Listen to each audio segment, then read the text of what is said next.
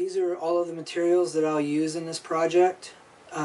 The project is a steampunk repaint of the Dart Zone Blitzfire pistol.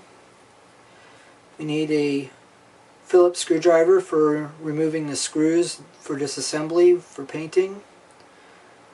A number 1 brush, round brush. A large, soft, flat brush for applying the clear coat later. A X-Acto knife with a number 2 blade. A small file. A cup to hold the screws in disassembly. I have 4 different colors of rub and buff, including gold leaf, European gold, antique gold, and silver leaf, plus 1 bottle of Vallejo Model Color black acrylic paint, a gap filling Instaflex Hobby Town super glue, a Dremel tool with a sanding wheel fine grit bit, some Masters brush cleaner. Brush cleaner is really a good idea to have because cleaning with water just doesn't recondition your brushes as it should. A Mako all-purpose sealer, which I'm afraid is a discontinued product. I do have a replacement for it that I haven't used yet called Folk Art water-based varnish, and a helping hands tool, which is just a little metal tool with clips on it that helps hold on to things while they're drying, and masking tape. Disassembly is often, but not always, required when you want to paint one of these types of guns. If there are any exterior accessed moving parts, such as this priming slide, you really want to disassemble it so you can make sure that you don't get any paint inside any of the internal mechanisms.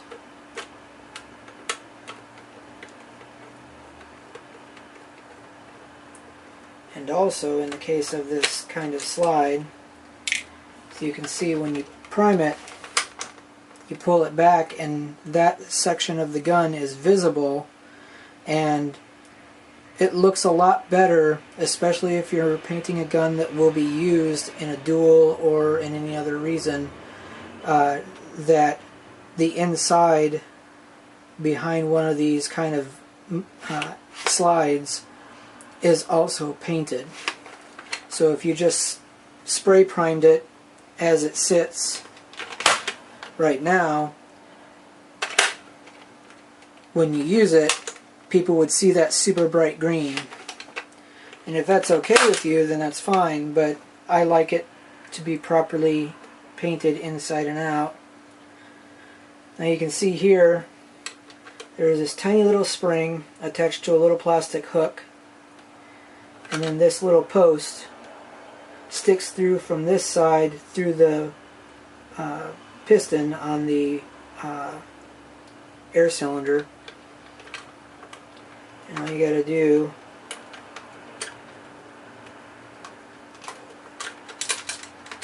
is pull this off of that hook and then put it back together .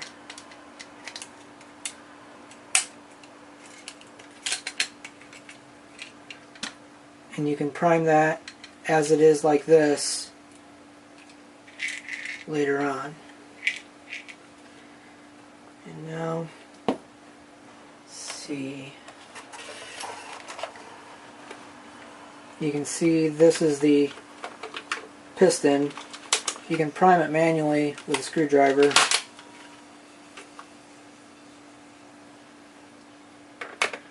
Now let's take the rest of it apart.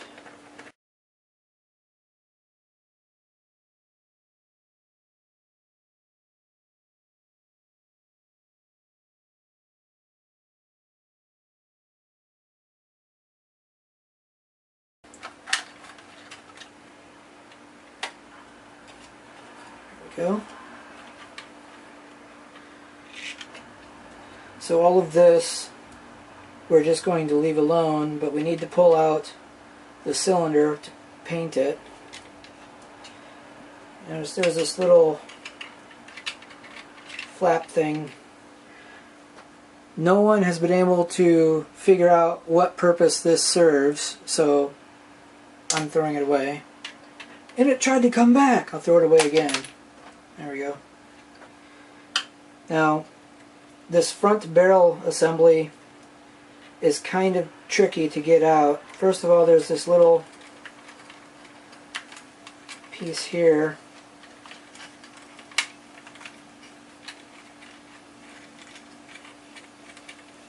that wasn't as hard to come out on the last one I did.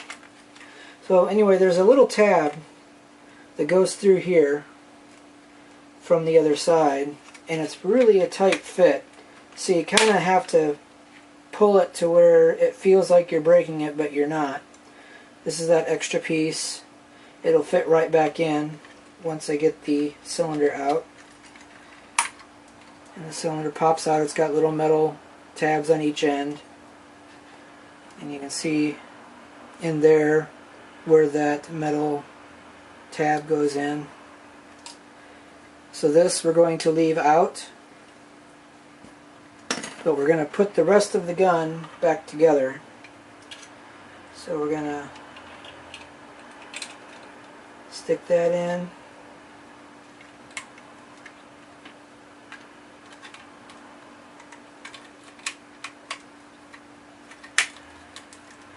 And pop it back into place. Because this is so complicated, I didn't want to completely remove everything from it for painting. So I'm just going to put the two clamshells back together, and we're not going to put the screws back in. We're just going to leave it like this and do the priming one side at a time. They're not really ready for priming yet because I still have to remove these stickers that they for some reason decided needed to be on there, and that is kind of a tedious task.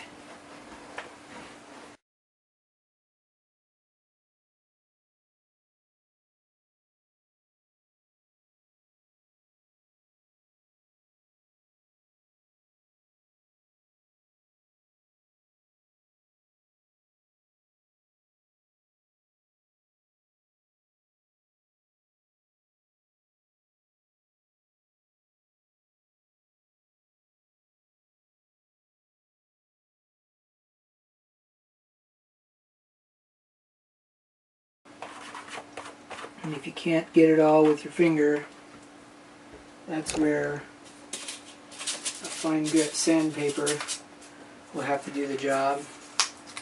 See, this is 320 grit.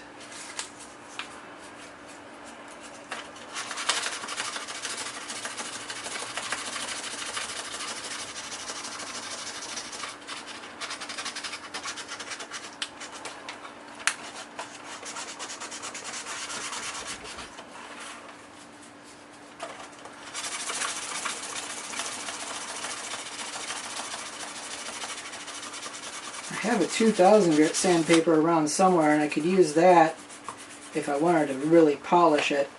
But since I'm going to be priming over it, I don't think I need to polish it. I don't know if you can see the residue that is falling into the hole where the screw goes. We want to make sure we get that out before you prime, or that could make it difficult to get the screw back in. Okay, so that sticker is out, and I'm not going to film doing the other side, but you get the idea of the work it takes to do that.